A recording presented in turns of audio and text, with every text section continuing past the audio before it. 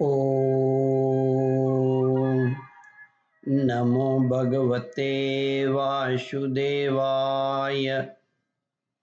श्रद्धालु भक्तों, श्रीमद् भागवत महापुराण के 10वें स्कंद के उत्तरार्ध के 60वां अध्याय के अंतर्गत श्री कृष्ण रुक्मिणी संवाद का प्रस्तुतिकरण करूंगा। इसके पूर्व जहां तक आप कथा श्रवण कर चुके हैं उसके आगे का प्रस्तुतिकरण करता हूं। रुक्मिणी जी ने कहा, अच्युत, शत्रुसूदन, गधों के समान घर का बोझा ढोने वाले, बैलों के समान गृहस्थी के व्यापारों में जुटे रहकर कष्ट उठाने वाले, कुत्तों के समान तिरस्कार सहने वाले, बिलाव के समान कृपण और हिंसक तथा कृत दशों के समान स्त्री की सेवा करने वाले शिशुपाल आदि राजा लोग, जिन्हें वरण करने के लिए आपने मुझे संकेत किया है, उसी अभागिनी स्त्री के पति हूं। शिशुपाल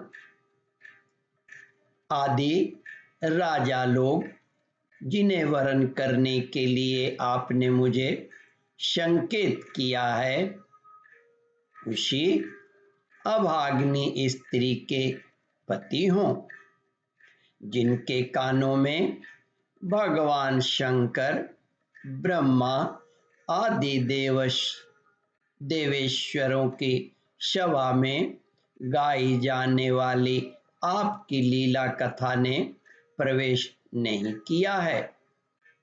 यह मनुष्य का शरीर जीवित होने पर भी मुर्दा ही है।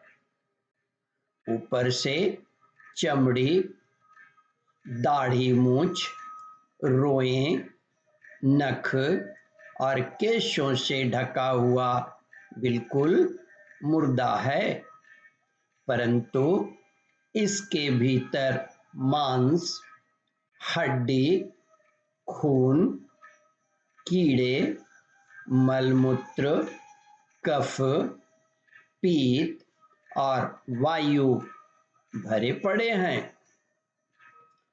इसे वही मूढ़ स्त्री अपना प्रियतम पति समझकर सेवा करती हैं, जिसे कभी आपके चरणारविंद के मकरंद की सुगंध सूंघने को नहीं मिली है। कमल नयन, आप आत्मा राम हैं। मैं सुंदरी अथवा गुणवती हूं, इन बातों पर आपकी दृष्टि नहीं जाती, अतः आपका उदासीन रहना स्वाभाविक है। फिर भी आपके चरण कमलों में मेरा दृढ़ अनुराग हो, यही मेरी अभिलाषा है। जब आप इस संसार की अभिवृद्धि के लिए उत्कट रजोगुण स्वीकार करते हैं, मेरी ओर देखते हैं, तब वह भी आपका परम अनुराग ही है। मधुसूदन, आपने कहा कि किसी अनुरूप वर को वरण कर लो।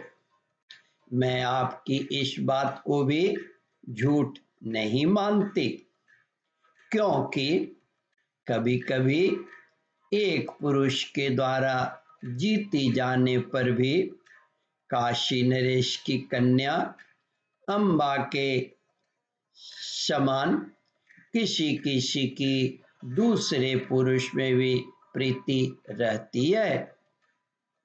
उल्टा स्त्री का मन तो विवाह हो जाने पर भी नए नए पुरुषों की ओर खींचता रहता है।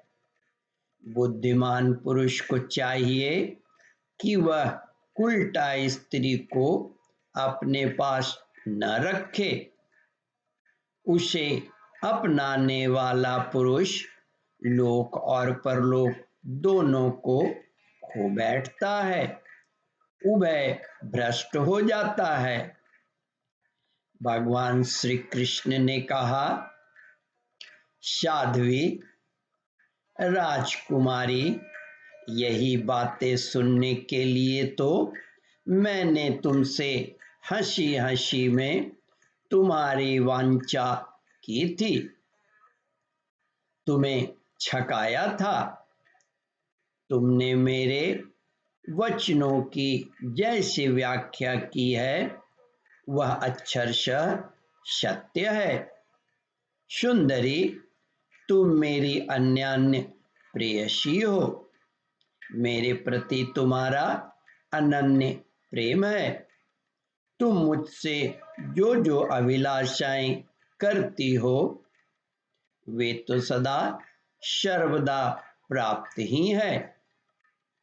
और यह बात भी ठीक है कि मुझसे की हुई अभिलाषाएं सांसारिक कामनाओं के समान बंधन में डालने वाली नहीं होती, बल्कि वे समस्त कामनाओं से मुक्त कर देती है।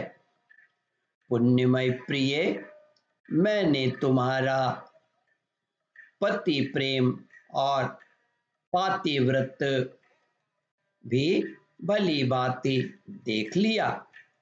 मैंने उल्टी सीधी बात कह कह कर तुम्हें विचलित करना चाहा था, परंतु तुम्हारी बुद्धि मुझसे तनिक भी इधर उधर न गई। ओम परमात्मने नमः। श्रद्धालु भक्तों, इस कथा को ध्यान पूर्वक श्रवण मनन और इसका चिंतन करें। इस कथामृत का रसास्वादन अपने बंधु बांधवों को भी करावे। इस वीडियो को शेयर और सब्सक्राइब करें। ओम परमात्मने नमः।